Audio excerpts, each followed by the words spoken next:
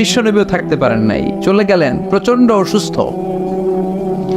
বিশ্বনবী আয়েশারে বললেন, ও আয়েশা, আমার পেটের ভেতরে প্রচন্ড ব্যথা। ওই যে খায়বার দুর্গে এক ইহুদির বাড়িতে দাওয়াত খেতে গিয়েছিলাম, ইহুদি মহিলা গোশতের মধ্যে বিষ মাখিয়ে দিয়েছিল, আমার মনে হয় বিষের ব্যথা আবার শুরু হয়েছে। বিশ্বনবী ওই বিষের ব্যথায় মারা গিয়েছেন। কাউকে বিষ পান করিয়ে মারলে লোকটা শহীদ। বিশ্বনবী শুধুমাত্র কেবলমাত্র নবী নয়, ওনার নবুয়তও আছে, আবার শাহাদাতও আছে। সুবহানাল্লাহ পড়ে। জামা বাইনান নবুওয়া ওয়াস শাহাদা। বিশ্বনবী শহীদ, আবার তিনি নবী। যেন তেন নবী নাকি? শেষ নবী, সব নবীর সেরা নবী। কোন নবীর সাথে আমার নবীর কোনো তুলনা চলে? এই নবীও থাকতে পারলেন না। বলে, আয়েশা, ব্যথা আমি থাকতে পারি না। ওই যে খায়বার দুর্গের বিজয়ের পরে ইহুদির বাড়িতে খেতে গিয়েছিলাম, ইহুদি মহিলা ছাগলের গোশতের মধ্যে বিষ মাখিয়ে দিয়েছে, ওই বিষের ব্যথা আমাকে কাবু করে ফেলেছে। বিশ্বনবী কাঁদে, হুশ ফিরে পায়, আবার বেহুশ হয়। সাহাবাদের মধ্যে কান্নার রোল। বিশ্বনবী উঠে দাঁড়াতে পারেন না, মসজিদে নববীতেও যেতে পারেন না, জামাতের নামাজের ইমামতিও করতে পারেন না। সাইয়েদনা আবু বকরকে বললেন, আবু বকর, আমার অবর্তমানে তুমি মসজিদে নামাজ পড়াও। সাইয়েদনা আবু বকর নামাজ শুরু করে দিলেন। বিশ্বনবী বললেন, আয়েশা, একটু ঠান্ডা পানি আনো। ঘেমে ঘেমে বিশ্বনবী হয়রান। পানি আনার পরে পানির ভেতরে হাত ঢুকিয়ে বিশ্বনবী ঠান্ডা হাত দুটো দিয়ে চেহারার মধ্যে এরকম মেসেজ করতে লাগলেন, মাসে করতে লাগলেন, আর বলতে লাগলেন, ইন্নালিল মাউতি লাসাকারাত। হায় রে, মরণের কি জ্বালা, মরণের কি কষ্ট, আমি সহ্য করতে পারছি না। বিশ্বনবীর এই কষ্ট দেখে বিশ্বনবীর কলিজার টুকরা, নয়নের পুটুলি সাইয়েদাতুনা ফাতেমা কেঁদে কেঁদে হয়রান। চিৎকার দিয়ে বলে, ইয়া করবা আবা, ইয়া করবা আবা, আমার বাবার কি কষ্ট হচ্ছে, না জানি আমার বাবার কত যন্ত্রণা হচ্ছে। বিশ্বনবী সান্ত্বনা দিয়ে বলে, ফাতেমা, কেঁদো না, আজকের দিনের পরে তোমার বাবার আর কোনো কষ্ট হবে না, সব কষ্ট আজকেই শেষ হয়ে যাবে। হঠাৎ সাইয়েদনা ফাতিমাতুজ জোহরার কানে কানে কি যেন বললেন, উনি কাঁদলেন। আবার কানে কানে কি যেন বললেন, উনি হাসলেন। বিশ্বনবীর ইন্তেকালের পরে মা আয়েশা জিজ্ঞেস করলেন, ও ফাতেমা, বিশ্বনবীর ইন্তেকালের দিন তোমার কানে কানে কি যেন বললো, তুমি কেঁদে দিলা কেন? আবার একটু পরে কি যেন বললা, হেসে দিলা কেন? ফাতেমা বলে, বিশ্বনবী আমার কানে কানে বলেছিল, ও ফাতেমা, ধৈর্য ধারণ করো, আমার সময় আর বেশি নাই, কারণ আল-ইয়াউমা আকমালতু লাকুম দীনাকুম ওয়া আতমামতু আলাইকুম নি'মাতি ওয়া রাদিতু লাকুমুল ইসলাম দীনা। ইসলামকে আল্লাহ পরিপূর্ণ করেছেন, আমি হয়তো আর পৃথিবীর বুকে থাকবো না, আমি চলে যাব রে ফাতেমা। সাইয়েদাতুনা ফাতেমা কাঁদতে শুরু করলেন। কিছুক্ষণ পর আবার কানে কানে বললেন, ও ফাতেমা, তুমি কেঁদো না, আমার ইন্তেকালের পরে আমার পরিবার বর্গের মধ্য থেকে অল্প কিছু দিনের ব্যবধানে তোমার সাথে আমার আখিরাতে দেখা হয়ে যাবে রে ফাতেমা। সাইয়েদাতুনা ফাতেমা তখন হেসে দিলেন, পড়েন আল্লাহু আকবার। ওই বিশ্বনবীও কি থাকতে পারছে নাকি? কথা কন, আপনারা পারবেন? আমরা পারবো? এজন্য আল্লাহ বললেন, আলহাকুমুত তাকাসুরু হাত্তা যুরতুমুল মাকাবির। দুনিয়ার লোভ লালসা তোমাদেরকে পাগল বানিয়ে দিয়েছে। এই পাগলামি আর মোহ তোমাদের থামবে না যতদিন না তোমরা কবরের ভেতরে ঢুকবা। কার কথা? কার কথা? আলহাকুমুত তাকাসুর, বেশি বেশি চাওয়ার লোভ তোমাদের মধ্যে বাসা বেঁধেছে। বেশি বেশি পাওয়ার আকাঙ্ক্ষা আমাদের আছে না নাই? এটা আছে, ওটা চাই, নারী আছে, গাড়ি চাই, বাড়ি আছে, ওটা চাই, চাওয়ার কোনো শেষ নাই। আনলিমিটেড হিউম্যান ডিমান্ডস আছে না নাই? সনের ঘর মনে মনে করে টিনের ঘর হলে ভালো, আল্লাহ টিনের ঘরের ব্যবস্থা করে দিল। এবার মনে মনে কয় কাঁচা পাকা দালান হলে ভালো, ওইটাও হয়েছে। তারপর ভাবে একটা পাকা দালান যদি হইতো কত ভালো হইতো, ওইটাও আল্লাহ ব্যবস্থা করে দিছে। এবার মনে মনে কয় একটা ফ্ল্যাট যদি কিনতে পারতাম, আছে না নাই? কথা বলে। সাইকেল যার আছে হুন্ডা চায়, হুন্ডা যার আছে প্রাইভেট কার চায়, প্রাইভেট কার যার আছে হেলিকপ্টার চায়, আছে না নাই? যিনি মেম্বার চেয়ারম্যান হতে চায়, চেয়ারম্যান সাহেব এমপি হতে চায়, এমপি সাহেব মন্ত্রী হইতে চায়, মন্ত্রী কি হইতে চায়? বাংলাদেশে এই সুযোগ নাই। বাংলাদেশে হয় উনি নয় উনি, এই দুই উনির বাইরে কেউ হবে? কথা কন, আরো জোরে বলেন। আল্লাহ ওনাদেরকে ভালোভাবে চালানোর তৌফিক দেখ। এই দুইটা মাই তো আমরা পাইছি না, ঠিক কি না? এই মা যদি আমগরে আগলে রাখে, আমরা সন্তানরা কোনো আপত্তি জানাবো না, কিন্তু ইসলাম দিয়ে চালাতে হবে দেশ, চিল্লায় বলো ঠিক কি রাজ। এজন্য আল্লাহ বললেন আলহাকুমুত তাকাসুর, বেশি বেশি পাওয়ার আকাঙ্ক্ষা তোমাকে পাগল বানিয়ে দিয়েছে। পাগলের মতো আমরা ছুটছি, আরো লাগবে, আরো আরো খাবো, সব আমার, এরকম একটা মানসিকতা আছে না? নাই? লাগলেও চায়, না লাগলেও চায়। মোবাইল নাই, আল্লাহর কাছে কান দে, আল্লাহ একটা মোবাইল যদি থাকতো, সবার হাতে মোবাইল, সবাই টিপে, আমি টিপতে পারি না, আছে না? নাই? আল্লাহ একটা নোকিয়া সেটার ব্যবস্থা করে দিস। এবার মনে মনে এরকম একটা যদি পাইতাম, টাচ মোবাইল, টাচ করলে গান বাইর হয়, আছে না? নাই? আল্লাহ এটাও দিয়ে দিলে এবার কয় আল্লাহ, অনেকে দেখি পিছনে একটা আপেল থাকে, আপেল ছিল, হ্যাঁ আইফোন আপেল থাকে না?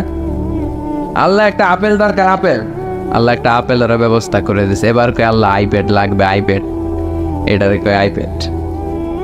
এরপর আল্লাহ আইপ্যাডে দিছে, এবার কয় আল্লাহ ম্যাকবুক প্রো লাগবে। চিনো?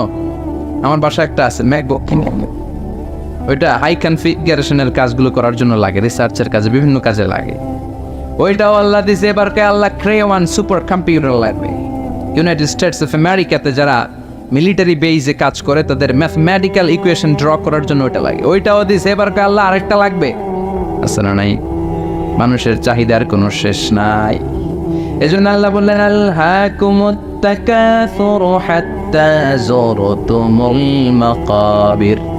মানুষের অতিরিক্ত পাওয়ায় প্রাচুর্যতার লোভের কোনো শেষ নাই, যতক্ষণ না মানুষ কবরে ঢুকবে, ঠিক কি না? মানুষের স্বভাব হলো আরো চাই, কি কয়? আরো চাই। এটা ফকিরের স্বভাব। কার স্বভাব? তার মানে আমরা সব ফকির নি, আমরা কি ধনীকে। জুমার দিনে দেখবেন ফকিররা কি করে, যেদিকে টাকা ওইদিকে খাওলা মারে, যেদিকে টাকা হাত পাতে, আবার ওদিকে, আবার ওদিকে, খালি চায়, লাগলেও চায়, না লাগলেও চায়, ঠিক কি না? ওই জন্য আল্লাহ বললেন ইয়া আইয়ুহান নাসু আনতুমুল ফুকারাউ ইলাল্লাহ ওয়াল্লাহু হুয়াল গানিয়ুল হামিদ। ও গোলামেরা, তোরা হলি ফকির, ধনী একজন তিনি কে। চাহিদার আমাদের শেষ নাই, আরো লাগবে, আরো লাগবে। ওর বাড়ি আছে, আমারও বাড়ি লাগবে, ওর গাড়ি আছে, আমারও গাড়ি লাগবে, ও নামাজ পড়ে, আমারও নামাজ লাগবে, এটা নেই কথা কন। ও জাকাত দেয়, আমিও দিব, এটা নেই। ওর মেয়েগুলো পর্দা করে, আমার তারাও পর্দা করামু, ওইটা নাই। কিন্তু ওর বাড়ি আছে 2টা, আমার লাগবো 3টা। ওর গাড়ি আছে 4টা, আমার লাগবো। ওর আছে 6 তলা বিল্ডিং, আমার কয় তলা? ইয়াতাতাওয়ালুনা feel বুনিয়ান one তারাল হুফাতাল উরাতাল আলাতা Riyasha ইয়াতাতাওয়ালুনা feel বুনিয়ান।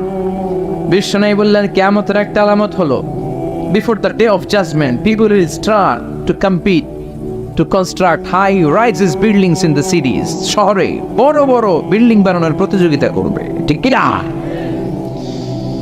Vishnu বললেন যাদের পায়ে জুতা নাই, গায়ে জামা নাই, খাওয়ার মতো খাবার নাই, তারা একদিন এলাকায় ধনী হয়ে যাবে, এরকম আসার নাই। তারপরে বিল্ডিং বানানোর প্রতিযোগিতা করবে, আর বলবে সব আমার, আমার এলাকার, আমি এই এলাকার নেতা খেতা, আছে না? নাই? কিশোরগঞ্জে মনে হয় নাই, প্রতিযোগিতা আছে না? কে কাটছে বড় করতে পারে, হালাল না হারাম, 2 হাতে এরকম করে, আছে না? নাই? মুরব্বী যারা উত্তর দেন, আজ থেকে ধরেন 30 বছর আগের কথা, কিশোরগঞ্জে বড় বড় বিল্ডিং আছিল? কথা কর, হ্যাঁ ছিল না। ঢাকায় ছিল? ছিল খুবই অল্প। এখনকার মতো ছিল এরকম বিল্ডিং? 1-2টা বিল্ডিং ছিল, কিন্তু এখন বিল্ডিং এর শেষ নাই। তার মানে বিশ্বনবী যে আলামতের কথা বলেছে, অক্ষরে অক্ষরে ফলেছে, চিল্লা এখন ঠিক কি না? আরব বিশ্ব বড় বড় বিল্ডিং, একটার পর একটা টাওয়ার বানায়, এইটার চেয়ে ওইটা হতে হবে বড়, ওইটার চেয়ে ওইটা হতে হবে বড়, প্রতিযোগিতা আছে না? নাই? দুবাইতে এখন যেটা আছে এটা সবচেয়ে বড়, বুর্জ খলিফা, নাম শুনছেন? বুর্জ আল খলিফা 170 তলা উঁচু, 1000 মিটার উঁচু। এটা কয় হাজার মিটার? তার মানে 1 কিলোমিটার উঁচা। তাকাইতে পারবেন? টুপি পরে যাবে পিছনে, ঠিক কিনা? তো দুবাই যখন আগায় গেল, সৌদি মনে মনে করে দুবাই আগায় যেতেছে, আমরা বসে থাকবো কেন, আমরা বানাবো এর চেয়েও বড়। ওরা বানাবে 1000 মিটার উঁচা, আমাদেরটা বানাবো 1001 মিটার উঁচা। আহা, 1 মিটার বড়। প্রতিযোগিতা আছে না নাই? এখনো হয় নাই। কিংডম টাওয়ার, বিশাল বিশাল এই কিংডম টাওয়ার, অবাক করা কাণ্ড। চায়নাতে আছে সাংহাই টাওয়ার, মিশরে আছে বুর্জ আল কাহেরা, মালয়েশিয়াতে আছে পেট্রোনাস টুইন টাওয়ার 88 তলা, 41st and 42nd ফ্লোরে একটা ব্রিজ বানিয়ে দিয়েছে, এটার ভিতর থেকে ওটার ভিতরে ঢোকা যায়। কিয়ামতের দিন যখন ইদা সুলজিলাতিল আরদু জিলজালাহা বলে আল্লাহ একটা ভূমিকম্প দিবে, একটা বিল্ডিং আর টাওয়ারও টিকবে? কথা বলেন, টিকবে? এজন্য আল্লাহ বললেন আলহাকুমুত তাকাসুরু হাত্তা যুরতুমুল মাকাবির। তোমাদের লোভ, অতিরিক্ত পাওয়া, বড় বড় বিল্ডিং করার ইচ্ছা কোনোদিন কমবে না, থামবে না যতক্ষণ না তোমরা কবরে ঢোকো, ঠিক কিনা? টাকা উপার্জন করতে বিল্ডিং বানাতে বাধা নাই, কিন্তু টাকা হইতে হবে হালাল টাকা। কি টাকা? হারাম দিয়ে করলে বরকত আছে নাকি? যারা হারাম খায় তাদের দোয়া কবুল হয় নাকি? আর যারা অল্প খায়, অল্প পড়ে, অল্প জমায়, তাদের দোয়া কবুল করে কে? সাদ বিন ওয়াক্কাস বিশ্বনবীর সাহাবী, বিশ্বনবীরে বললেন ও নবী দোয়া করে দেন যাতে আমি মুস্তাজাবুদ দাওয়া হয়ে যাই। মুস্তাজাবুদ দাওয়া মানে এমন লোক যিনি দোয়া করার সাথে সাথে দোয়াটা কবুল করে কে? বিশ্বনবী বললেন ও সাদ, চিন্তা করো না, আতিব মাতা'আমাকা তাকুন মুস্তাজাবাদ দাওয়া, যেটা খাবে হালাল খাবে, যেটা পড়বে হালাল পড়বে, তাহলেই তুমি মুস্তাজাবুদ দাওয়া। সুবহানাল্লাহ। হালাল খাইলেই দোয়া কবুল। অনেকে বলে হুজুর দোয়া আমার কবুল হয় না, আমার দোয়া কবুল হয় না, অনেক দোয়া করলাম, বললাম চাকরি করেন, কই সচিবালয়, ঘুষ টুস আসেনি, কই হালকা পাতলা। তো তোর দোয়া কবুল হবে কেমনে? ডাকাত। হালাল খেতে হবে, হালাল না খেলে দোয়া কবুল হয়? কথা বলেন। আবার হালালে বরকত ঢুকায় দিছে কে? হারামে কোনো বরকত আছে নাকি? আওয়াজ করে বলেন তো, গরু খাওয়া হালাল না হারাম? কুকুর খাওয়া। গরু বছরে বাচ্চা দেয় কয়টা? কুকুর 5টা, 7টা, 8টা, 10টা। আচ্ছা, কুরবানির ঈদ আসলে আমরা গরু জবাই করি না, কুকুর জবাই করি? তাহলে গরু জবাই করলাম বেশি, কুকুর জবাই করি নাই। গরু খাই, কুকুর খাই না। গরু বাচ্চা দেয় কম, কুকুর বাচ্চা দেয় বেশি। তারপরও কিশোরগঞ্জে গরু বেশি না কুকুর বেশি? কথা বলেন। এত গরু আসলো কোথায়? কারণ গরু হালাল, আর হালালের ভেতরে বরকত ঢুকিয়ে দিয়েছে কে? এজন্য আল্লাহ বললেন হালাল পন্থায় উপার্জন করার সমস্যা নেই, কিন্তু হারামের মিশ্রণ থাকলে তোমার দোয়া কবুল হবে? হারাম খেয়ে যে দেহটা বর্ধনশীল হয়, দেহের যে অংশ বাড়ে, ওই অংশটারে জাহান্নামের আগুনে পুড়াবে কে? এজন্য আল্লাহ বললেন আলহাকুমুত তাকাসুরু হাত্তা যুরতুমুল মাকাবির। দুনিয়ার লোভ তোমাদেরকে পাগল বানিয়ে রেখেছে, তোমাদের এই পাগলামি কমবে না যতদিন না কবরে না ঢুকো, ঠিক কিনা? কবরে আমাদেরকে ঢুকাই লাগবে, কবরের প্রস্তুতি আমাদেরকে নেয়াই লাগবে, জোরে কোন ঠিক কিনা? বিশ্বনবী বলেন কবরে তোমাদেরকে প্রশ্ন করা হবে, কবরের ভেতরে তোমাদেরকে সুয়াল করা হবে কয়টা? সবাই কোন? আসলে মুমিনদেরকে সুয়াল করা হবে কয়টা? 3টা নাকি 4টা? কথা কোন? 3টার পক্ষে কে কে হাত তোলেন? বেশিরভাগ। আকসারুহুম লা ইয়ালামুন, বেশিরভাগই জানে না। সুবহানাল্লাহ পড়েন। 4টা বলছে অনেকে, আলহামদুলিল্লাহ। মুমিনদের 4টা প্রশ্ন, কয়টা? কথা বলেন। মুমিনদের 4টা, আর কাফিরদের কয়টা? কাফিরদের 3টা। বিশ্বনবী বললেন আর আল কবরু রাউদাতুম মিন রিয়াদিল জান্নাহ ওয়া হুফরাতুম মিন হুফারিন নার। এই কবরটা কারো জন্য জান্নাতের বাগান, কারো জন্য জাহান্নামের গর্ত। ও আল্লাহ, আমাদের কবরটারে তুমি জান্নাতের বাগান বানিয়ে দাও। লম্বা একটা সময় আমাদের কাটাতে হবে। মরার পরে আপনার মনে হবে আমার পুরো জীবনটাই ছিল একটা দুঃস্বপ্ন। নতুন এক লম্বা জীবন, এই সময় যেন আর কাটে না। হাজার হাজার বছর শুয়ে থাকতে হবে। অন্ধকার রাত, খুটখুটে অন্ধকার। এই অন্ধকার যেন শেষ হবার নয়, চিল্লায় বলেন ঠিক কিনা? মুমিনদেরকে প্রথম প্রশ্ন করা হবে তোমার রবের নাম কি? মার রব্বুক, আমাদের রবের নাম কি? আল্লাহ আমারে রব, এই রবই আমার সব। সবাই বলেন আল্লাহ আমারে রব, এই রবই আমার সব। দমে দমে তনু মনে তারি অনুভব। আল্লাহ আমারে রব, এই রবি আমার সব। তোমার দুনিয়াতে আমি যেদিকে তাকাই, অথই নেয়ামতে ডুবে আছি সবাই। পাখালির গানে শুনি তসবি কলরব, তসবি কলরব। আল্লাহ আমার রব, এই রবি আমার সব। পড়ে আল্লাহ আমার রব, এই রবি আমার সব। প্রথম প্রশ্ন করা হবে মার রব্বুক, রবের নাম কি? আমরা কি বলবো? আল্লাহ। দ্বিতীয় প্রশ্ন করা হবে ওমা দীনুক, তোমার ধর্মের নাম কি? আমরা কি বলবো? আলহামদুলিল্লাহ, সবাই পারে। তৃতীয় প্রশ্ন করা হবে বিশ্বনবীর চেহারাটা দেখিয়ে বলা হবে মান হাযার রাজুল, এই লোকটারে চিনো কিনা? আমরা বলবো চিনি, উনি আমাদের প্রাণের নবী, ঠিক কিনা? চাঁদের চেয়ে সুন্দর তুমি নবী আমার কামলিওয়ালা। সুবহানাল্লাহ পড়েন। দো জাহানের বাদশাহ তুমি প্যারা নবী সাল্লাল্লাহু আলা। দো জাহানের বাদশাহ তুমি প্যারা নবী সাল্লাল্লাহু আলা। চাঁদের চেয়ে সুন্দর তুমি নবী আমার কামলিওয়ালা। পড়েন আল্লাহু আকবার। আমরা বলবো এটা আমাদের বিশ্ব নবী, এটা আমাদের প্রাণের নবী। এই নবীর জন্য আমরা সব করতে রাজি ছিলাম। এই নবীকে ছাড়া আমরা কিছু বুঝতাম না, কারণ এই নবীবাদ তো কোরআনবাদ, নবীবাদ তো ইসলামবাদ। এই নবী আছে তো সব আছে, ঠিক কিনা? নবীর মাধ্যমে আমরা চিনেছি কারে? নবী আমাদেরকে সালাত শিখিয়েছেন, যাকাত শিখিয়েছেন, নবী কেমন করে হজ করতে হয় সেটা দেখিয়েছেন, কেমন করে ভদ্র হতে হয়, কেমন করে ইনসাফ প্রতিষ্ঠা করতে হয়, কেমন করে বিজাতিদের সাথে আচরণ করতে হয়, কেমন করে পররাষ্ট্রনীতি পরিচালনা করতে হয়, কেমন করে স্ত্রীদের সাথে আচরণ করতে হয়, কেমন করে ছোট্ট ছোট্ট বাচ্চাদের মাথায় হাত বুলিয়ে দিতে হয়, সবকিছু বিশ্বনবী আমাদেরকে শিখিয়েছে, ঠিক কিনা? আমরা বলবো এটা আমাদের প্রাণের রাসূল। এই রাসূলকে ছাড়া আমরা কিচ্ছু বুঝি না। আল্লাহু আকবার। তিনটা প্রশ্নের উত্তর যখন করতে পারবেন, চতুর্থ আরেকটা প্রশ্ন আপনাদেরকে করা হবে, ওমা ইলমু, শিখে যান। ওই দিন মনে পড়বে আমার কথা, আজারি ভাই তো ঠিকই গেছিল, প্রশ্ন তো আরেকটা আছে। কইরাইছি তিনটা, আরেকটা আসছে নতুন করে। ঝামেলা আছে না নাই? পরীক্ষায় প্রশ্ন 4টা, শিখছেন কয়টা?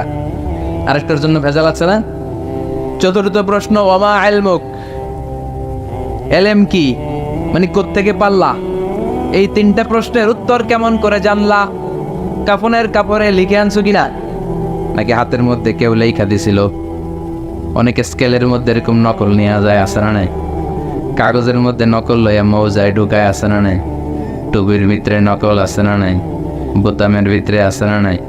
ঘড়ির ভিতরে, আংটির ভিতর, আছে না নাই? ওই যে সব নকলে পিএইচডি করছে এগুলা, যেগুলা কয় আছে।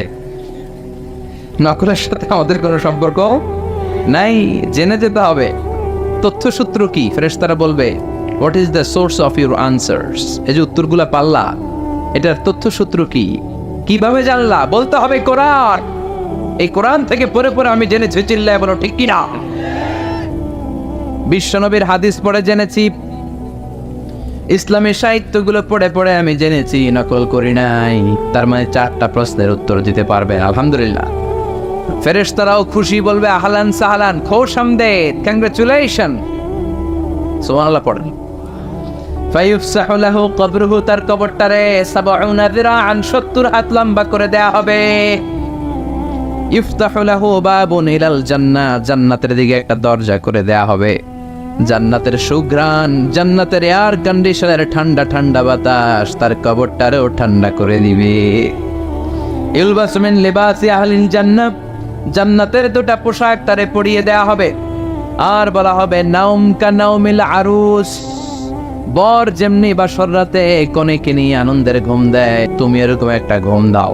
সুবহানাল্লাহ পড়ে। কি বলবে? ঘুমাও, ঘুমাও, স্লিপ টাইট, আনন্দে ঘুমাও, আরামসে ঘুমাও। বাসর রাতে বর যেমনি কনেকে নিয়ে ঘুমিয়ে পড়ে, তুমিও ঘুমিয়ে যাও। আনন্দের একটা ঘুম জান্নাতি লোকটা কবরের মধ্যে দিবে। ইসরাফিলের সিংহার আগে ওই ঘুম আর ভাঙবে না। সুবহানাল্লাহ। ও আল্লাহ, আমরা যেন 4টা প্রশ্নের উত্তর দিয়ে জান্নাতি পোশাক পরে একটা ঘুম দিতে পারি, তুমি কবুল করো। পড়ে না আমিন। আর যারা ইসলাম মানে নাই, যারা কোরআন মানে নাই, যারা মা বাবার সাথে বেয়াদবি করেছে, যারা নাস্তিকতার দোসর সেজেছে, যারা বিশ্ব নবীর গালি দিয়েছে, যারা কাফের, যারা নাস্তিক, যারা বামপন্থী, তাদের কাছেও দুজন ফেরেশতা আসবে। আসওয়াদান আজরাকান, নীলাভ চক্ষু, কালো গাত্র বর্ণের, দেহের রং কালো, চোখের রং নীল, দেখতে ভয়ঙ্কর না? এসেই বলবে, ওঠ, বস, বল তোর রবের নাম কি? মার রব্বুক। কয় জানি না। কি বলে? আমি কোন রব টপ জানি না, আমি শুধু নেতা খাতাদের পিছনে পিছনে ঘুরেছি, আমি খালি সমাবেশের মধ্যে ককটেল বোমা মারতাম। এরকম ডাকাইত আছে না নাই? আমি 31st নাইটে মেয়েদের ওন্না ধরে টান দিয়েছি, আমি এলাকার মধ্যে টেন্ডারবাজি করেছি, আমি চাঁদাবাজি করেছি, আমার নাম সবাই দিছে কানা রমজান। আছে না নাই? আমি ছিলাম ডাকাত। রক টপ কি আমি জানি না। I don't know anything about it. What are you talking about? Drop. I don't know. কিচ্ছু জানি না আমি, রক টপ কি আমি জানি না। মাফ চাই, দোয়া চাই। ফেরেশতারা বলবে, ওকে, দ্বিতীয় প্রশ্ন, ওমা দীনুক, তোর ধর্মের নাম কি? কয় ধর্ম আবার কি? ধর্ম আবার? আমার কোনো ধর্ম নাই। আমি মাও সেতুংয়ের রাজনীতি করতাম, কার্ল মার্কসের রাজনীতি করতাম, আমি জ্বালাও পোড়াওয়ের রাজনীতি করতাম, আমি মানুষ মারতাম, আমি ছিলাম মার্ডারের বড় ক্যাডার, একের পর এক মার্ডার করতাম খালি আমি। আমার মতো গুলি চালাতে কেউ জানতো না, আমি ছিলাম সন্ত্রাসদের বস, কুখ্যাত সন্ত্রাসী। আমার কোনো দিন নাই। তৃতীয় প্রশ্ন, ওমান হাদার রজুল, এই লোকটাকে? কয় চিনি না, তবে ওনারে আমি গালি দিতাম দুনিয়াতে। ওনার বিরুদ্ধে কথা বলার জন্য একটা বিরিয়ানির প্যাকেট পাইলে শাহবাগের মঞ্চে ওইটা আমি মিছিল দিতাম। আসলে না এরকম টাকে চিনি না, আমি চিনি না, আমি ওনার গালি মারতাম। ফেরেশতাকে দাঁড়া, আঙ্গুল খেলা শুরু করতেছে। তিনটা প্রশ্নের উত্তর যখন দিতে ব্যর্থ হলো, ফেরেশতারা বলবে, হায় আফসোস, লা দারাইতা ওয়ালা তারাইতা, কিছুই তো পারলি না তুই, কপাল পোড়া ডাকাত, কিছুই পারলি না, এখন তোর কি হবে? হাতে থাকবে বিশাল হ্যামার, ফায়ুদরাবু বিমাতারিকা মিন হাদিদ, লোহার একটা হাতুড়ি দিয়ে মাথার মধ্যে দিবে বাড়ি। ও মা গো, বইয়া দিব চিৎকার।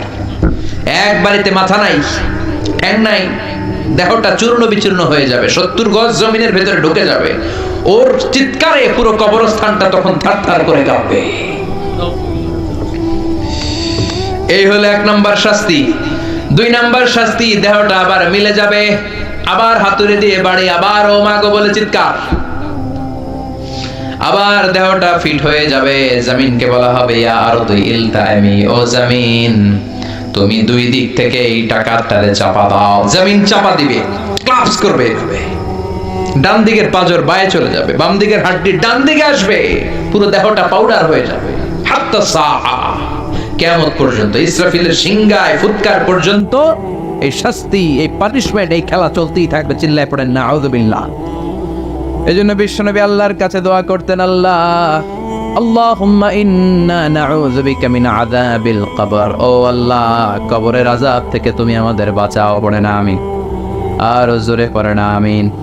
আবার বিশ্বনবী কবর দেখলে এখানে গাছ রোপণ করে দিতেন। কবরের পাশে গাছ লাগিয়ে দিলে গাছগুলো যে পাতাগুলো যে জিকির করে, ওইটার কারণে কবরের আযাব মাফ করে কে? আবার বিশ্বনবী কবর উঁচু করতে নিষেধ করেছেন। সাইয়েদনা আলীকে মদিনায় বললেন, ও আলী, মদিনায় যত উঁচু কবর দেখবা ভেঙে ফেলবা। ইসলামে কোনো উঁচু করে কবর রাখার বিধান নাই। চিল্লায় বলেন ঠিক কিনা? আবার কবরের কাছে যে চাওয়ার কোনো বিধান নাই, চাইতে হবে কার কাছে? কেউ ফিরে না খালি হাতে, খাঁচারে তোর দরবারেতে। বলে না অনেকে, বলে নাউজুবিল্লাহ পড়বেন না? ভুয়া কথা। অনেক কিছু নিয়ে যায়, খালি হাতে ফিরে। দামি ঘড়ি নিয়ে ওই দরবারে যাবেন, দেখবেন চোর ঘড়ি চুরি করে ফেলছে, আপনি খালি হাতে ফিরতেছেন। আছে না নাই? দামি জুতা নিয়ে গেলে ধাক্কা ধাক্কিতে, জুতা কই আমনে কই, ঠিক নাই? তার মানে খালি পায়ে ফিরে। একটা দরবার থেকে কেউ কোনোদিন খালি হাতে ফিরে না। দরবারটা কার? কেউ ফিরে না খালি হাতে, আল্লাহরে তোর দরবারেতে। সবাই পড়েন, কেউ ফিরে না।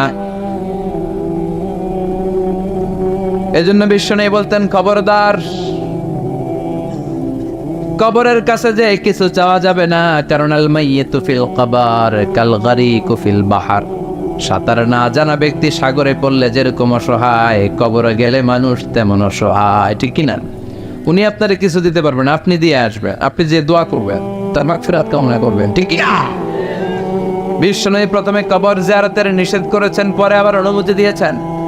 বিশ্বনবী বলেছেন, নাহাইতুকুম আন জিয়ারাতিল কুবুর আল-আনা ফাজুরুহা ফাইন্নাহা তুযাক্কিরুল আখিরা। আগে আমি কবর জিয়ারত করতে বারণ করতাম, এখন আমি অনুমতি দিলাম, কবর জিয়ারত করো। কবর জিয়ারত করা সুন্নাত, কোন সুবহানাল্লাহ। কবর জিয়ারত করেন, আব্বার কবরের সামনে যান, মায়ের কবরের সামনে দাঁড়ান, মাইক টান, আর চিন্তা করেন, আব্বারে তো আমার হাতে রেখে গেলাম এইখানে, আমারও তো দাড়িগুলো সাদা হতে শুরু করেছে, চুলগুলো পাকতে শুরু করেছে, আর কয়েক বছরের ব্যবধানে হয়তো আমার ছেলে আমার লাশটা এনে আমার এইখানে রেখে যাবে। এই চিন্তা তখন আসবে, চিল্লা এখন ঠিক কিনা? এজন্য চাওয়া যাবে, কবরে যে কিছু চাওয়া যাবে, চাবেন কার কাছে? অসুস্থ, সুস্থ করে কে? পরীক্ষায় পাশ করতে পারেন না, তৌফিক দিতে পারে কে? চাকরি নাই, বেকার, চাকরির ব্যবস্থা করবে কে? ব্যবসায় মন্দা, ব্যবসায় সফল করে দিতে পারে কে? বিয়ে হচ্ছে না, বিয়ের ব্যবস্থা করবে কে? বিয়ে হয়েছে, সন্তান নাই, সন্তান দেয় কে? মেয়ে হয়েছে, ছেলে নাই, ছেলে দেয় কে? ছেলে আছে, মেয়ে নাই, মেয়ে দেয় কে? দুইটাই দেয় কে? আবার কাউরে কিচ্ছু দেয় না, তিনি কে? সুন্নাত নয় শুধু সুমধুর আলাপ, আর সুন্নাত হলো হুঙ্কার গর্জন, ঠিক না? সুন্নাত নয় শুধু পাগড়ি মাথায় দেয়া, আর সুন্নাত হলো অন্যায় বাধা দেয়া।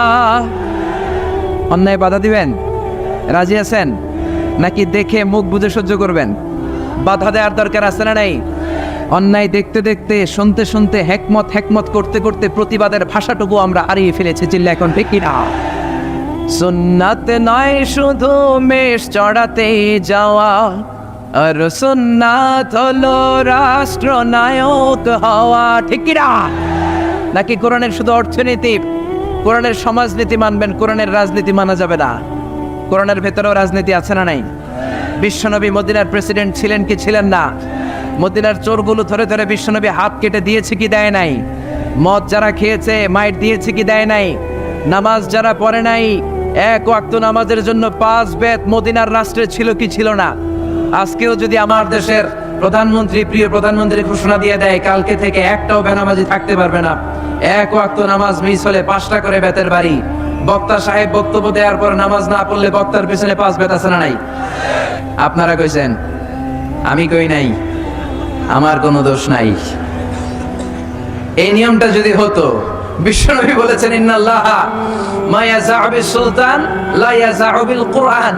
আল্লাহ মাঝে মাঝে ক্ষমতার প্রয়োগে সমাজে যা করান ওটা কোরআন দিয়েও করায় না। এজন্য প্রধানমন্ত্রী মাইরের ঘোষণা দিবে আর আমরা ওয়াজ করে যাব, মাইর আর ওয়াজ দুইটার বিনিময়ে বাংলার জমিনে ইসলাম কায়েম করায় দিবে কে? আমরা সারা জীবনও ওয়াজ করে যেটা করতে পারবো না, ক্ষমতার মসনদ থেকে একটা অর্ডার আসলে বাংলাদেশে ইসলাম কায়েম হয়ে যাবে। সুন্নাত নয় শুধু মেষ চড়াতে যাওয়া, আর সুন্নাত হলো রাষ্ট্রনায়ক হওয়া। মহাব্বতে তার সুদিনের সাথী তুমি, দূরে দিনেও তার পাশে থাকো কি? আরো কিছু সুন্নাত আছে তুমি জানো কি? জানলেও জীবনে কখনো তা মানো কি? সুন্নাত নয় শুধু দাওয়াতের মেহমান, ঠিক না? সুন্নাত নয় শুধু খাওয়া শেষে মধুপান, আরো কিছু সুন্নাত আছে তুমি জানো কি? জানলেও জীবনে কখনো তা মানো কি? চিল্লায় বলেন ঠিক কিনা? এজন্য অর্ধেক মানবেন না পুরাটা, 3-এর 2 মানবেন না পুরা, 4-এর 3 মানবেন না পুরা। পুরা কোরআন যদি মানেন তবেই আপনি মুমিন, আধা আধা মানলে মুমিন নয়। তা আপনারা কি যদি আধা আধা মানেন তাহলে মুমিন নন। তাহলে তারা কি? আফাতুমিনুনা বিবাদিল কিতাব ওয়া তাকফুরুনা বিবাদ, কিছু মানবা কিছু ছাড়বা, মুমিন নও তুমি কাফের। চিল্লা এখন ঠিক কিনা? তার মানে এমন কিতাব পড়লে সওয়াব, ধরলে সওয়াব, শুনলে সওয়াব, মানলে সওয়াব, এই কোরআনের জন্য মরলেও সওয়াব, মরলেও সওয়াব আসরাডাই। কোরআনের জন্য আমাদের ভাইয়েরা মরে কি মরে না, রক্ত দেয় কি দেয় না, কত রক্ত লাগবে তোমাদের? আমাদের কাছে টাটকা রক্ত আসরাডাই। জোরে বলেন। ফু দিয়ে কোরআনের আওয়াজকে নিভাতে চায়।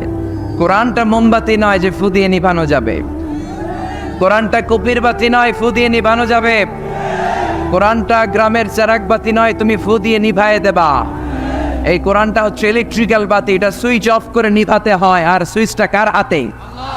এজন্য আল্লাহ বলেন খবরদার, ইউরিদুনা লিইউতফিউ নূরাল্লাহি বিআফওয়াহিহিম ওয়াল্লাহু মুতিম্মু নূরিহি ওয়ালাউ কারিহাল মুশরিকুন। কোরআন বিদ্বেষীরা, ইসলাম বিদ্বেষীরা কোরআনের আলোকে ফু দিয়ে নিভিয়ে দিতে চায়, কিন্তু কোরআন তো মোমবাতি নয় যে ফু দিয়ে নিভানো যাবে। কোরআনের বাতিকে কিয়ামত পর্যন্ত জ্বালিয়ে রাখবে কে? আজ পর্যন্ত কেউ নিভাতে পারে নাই, পারবেও না। চিল্লা এখন ঠিক কিনা? কোরআনের বাতি নিভাইতে আসলেও নিজেই নিভে যায়। চিল্লায় বলেন ঠিক কিনা? আপনি এক জায়গায় কোরআনের আওয়াজকে স্তব্ধ করে দিবেন, আর 10 জায়গায় কোরআনের আওয়াজ গর্জে উঠবে। আপনি এক জায়গায় মুফাসসিরকে আটকায় রাখবেন, 10 জায়গায় মুফাসসিরে ইসলাম কায়েম করে ফেলবে। এক মুফাসসির কারাগারে তো লক্ষ মুফাসসির ঘরে ঘরে। চিল্লায় বলেন ঠিক কিনা? ময়দানে ময়দানে মুফাসসিরদের হক কথাগুলো আছে না নাই? ইসলামের কান্ডারি আজও বাংলার জমিনে আছে না নাই? সিংহকে জেলে বন্দী করলো, সিংহের বাচ্চাগুলো আছে না নাই? মনে রাখতে হবে, সিংহের বাচ্চা হলেও সেগুলো সিংহ, সেগুলো বানর নয়। সিংহের বাচ্চা হলে সেগুলো সিংহ, সেগুলো শিয়াল নয়। সিংহের বাচ্চা যেগুলো সেগুলো আর একটা সিংহ। চিল্লায় বলেন ঠিক কিনা? সময় মতো ওই সিংহের গর্জনে পুরো বন কেঁপে কেঁপে উঠবে। চিল্লায় বলেন ঠিক কিনা? এজন্য আল্লাহ বলেন এই কিতাব পড়লে সওয়াব, ধরলে সওয়াব, শুনলে সওয়াব, এই কিতাব মানলে সওয়াব, এই কিতাবের জন্য মরলেও সওয়াব। আছে না নাই? মরতে রাজি আছেন? রাজি আছেন মরতে? কোরআনের জন্য মরলে আপনি মরবেন না, আজীবনের জন্য জীবিত থেকে যাবেন। ঠিক কি না? ওয়ালা তাকুলু লিমান ইয়াকতালু ফি সাবিলিল্লাহি আমওয়াত বাল আহইয়াউ ওয়ালাকিন লা তাশউরুন। আল্লাহ সতর্কবাণী দিয়ে বললেন খবরদার, কোরআনের রাজ কায়েম করতে যে আমার জমিনে যারা রক্ত ঢাললো, কোরআনকে মসনদে বসাতে যে, কোরআনের সমাজ প্রতিষ্ঠা করতে যে যারা জীবন দিল, তাদেরকে তোমরা মৃত বলো না। সুবহানাল্লাহ। তারা জীবিত। কিয়ামতের দিন তারা সবুজ পাখি হয়ে জান্নাতের আনাচে কানাচে ঘুরে বেড়াবে। চিল্লায় পড়েন আল্লাহু আকবার। এজন্য কিতাব পড়লে সওয়াব, ধরলে সওয়াব, শুনলে সওয়াব, মানলে সওয়াব, কিন্তু কেমন করে পড়বো তারও একটা নিয়ম আছে না নাই? কথা বলে, আপনি কেমন করে পড়বেন, কোত্থেকে কোরআন পড়বেন, এই ব্যাপারে গাইডলাইন, দিক নির্দেশনা কোরআনের ভেতরে দিয়েছে কে? আল্লাহ বলেন ফাকরাউ মা তায়াসসারা মিনাল কুরআন। আমি আমার কোরআনকে এত সহজ করে দিলাম, কোরআনের যে দিক দিয়ে মনে চায় তুমি পড়ো, কবুল করে নিবে কে? আমরা যে কোরআনটা পড়ি এটা রিওয়ায়াত হাফসান আসিম, আরো অনেকগুলা কেরাত আছে, 7 কারি 14 রাবি, যেটা দিয়ে আপনি পড়েন আপনার তেলাওয়াতকে কবুল করে নেবে কে? আমরা পড়ি মালিক ইয়াউমিদ্দিন, কোন কেরাতে আছে মালিক ইয়াউমিদ্দিন। আমরা পড়ি সিরাতাল মুস্তাকিম, ওয়ারশের কেরাতে আছে, কম্বুলের কেরাতে আছে সিরাতাল মুস্তাকিম। যেই কোনো কেরাত দিয়ে আপনি পড়েন না কেন, কবুল করে নেবে কে? এজন্য আল্লাহ বললেন কোরআন পড়ার নিয়ম হলো যেদিক দিয়ে মন চায় পড়বা, কিন্তু পড়ার আগে ওযু করবা, আর পড়া শুরু করার আগে শয়তানের ব্যাপারে পানাহ চাওয়ার দরকার আছে না নেই? ফাইদা قرأت القرآن فاستعذ بالله من الشيطان الرجيم পড়েন আউযু বিল্লাহি মিনাশ শাইতানির রাজিম বিসমিল্লাহির রহমানির রহিম। আপনি ওযু করলেন, আউযু বিল্লাহ পড়লেন, বিসমিল্লাহ পড়লেন, তারপরে আল্লাহ বলে ওয়ারাত্তিলিল কুরআনা তারতিলা।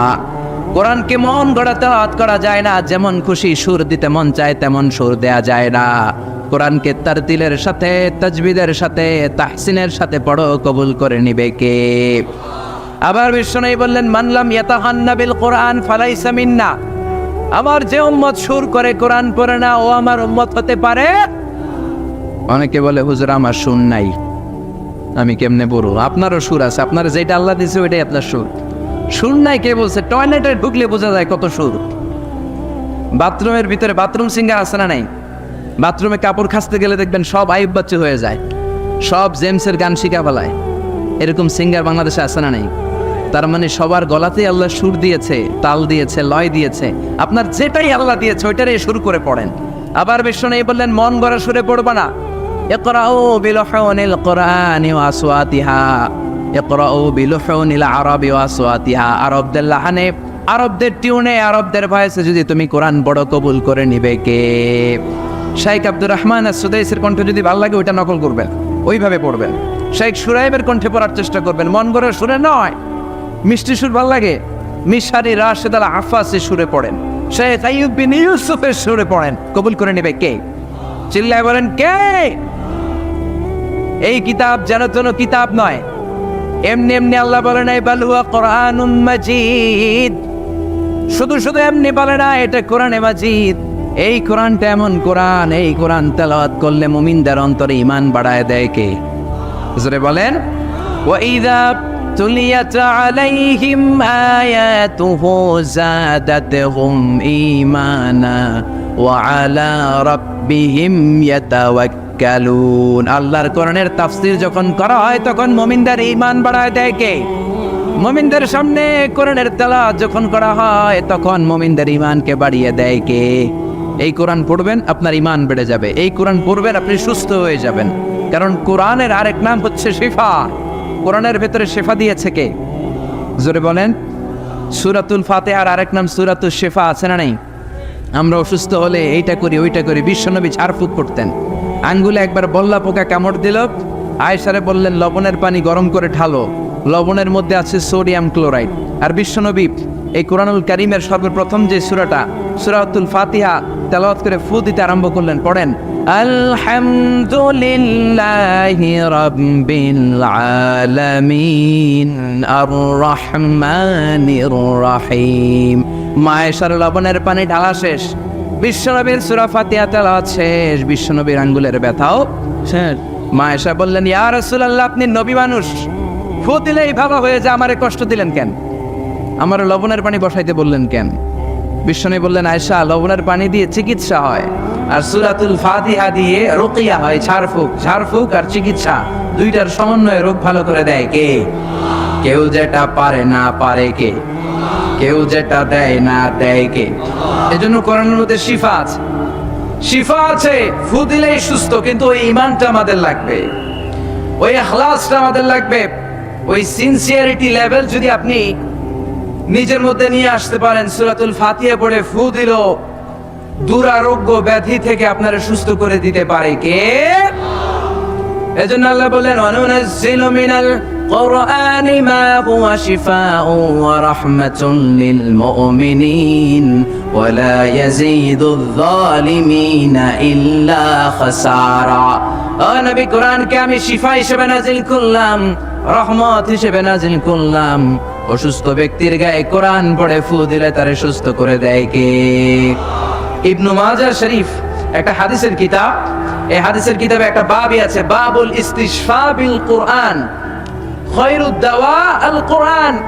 যে জিনিস দিয়ে তোমরা সবচেয়ে বেশি চিকিৎসা নিতে পারো, শিফা নিতে পারো, সেটার নাম হচ্ছে কোরআন। চিল্লায় বলেন, সেটার নাম কি? কোরআন। আরো জোরে বলেন না, সেটার নাম কি? কোরআন। বিপদের সময় এই কোরআন পড়লে বিপদ থেকে আপনারা মুক্ত করবে কে? আপনাকে ডাকাত ধরেছে, আপনাকে ছিনতাইকারীরা ধরেছে, আপনি সূরাতুল ইয়াসিনের প্রথম 9 আয়াত তেলাওয়াত করেন, আপনারে বিপদ মুক্ত করে দিবে কে? আল্লাহ। ডাকাতদের চোখকে অন্ধ করে দিবে কে? আল্লাহ। আমি নিজে প্রমাণ। চাঁদপুর থেকে আমি ফিরতেছিলাম গভীর রাত, গ্রামের ভেতর দিয়ে পিচ ঢালাইয়ের রাস্তা, ডান দিকে একটা টার্ন নেওয়ার পরেই দেখি সামনে গাছ ফালানো। বুঝলাম ডাকাত চাচারা বসে আছে, ডান দিক থেকে বাম দিক থেকে টর্চ মারে। ভয় পেয়ে গেলাম, ঘটনা কি? নিশ্চয়ই ডাকাত। আল্লাহর নাম নিলাম, বিপদে পড়লে একজনের নাম নিতে হবে, তিনি কে? ড্রাইভারকে বললাম আস্তে করে পিছনের দিকে যাও, আর পড়তে আরম্ভ করলাম ইয়াসিন ওয়াল কোরআনিল হাকিম ইন্নাকা লামিনাল মুরসালিন আলা সিরাতিম মুস্তাকিম। পড়তে আরম্ভ করলাম, আল্লাহর কাছে সাহায্য চাইতে আরম্ভ করলাম। কিছুক্ষণ পরে ডাকাতদের একজন এসে গাছ সরাই দিয়ে বলে, হুজুর যান, কোনো সমস্যা নাই।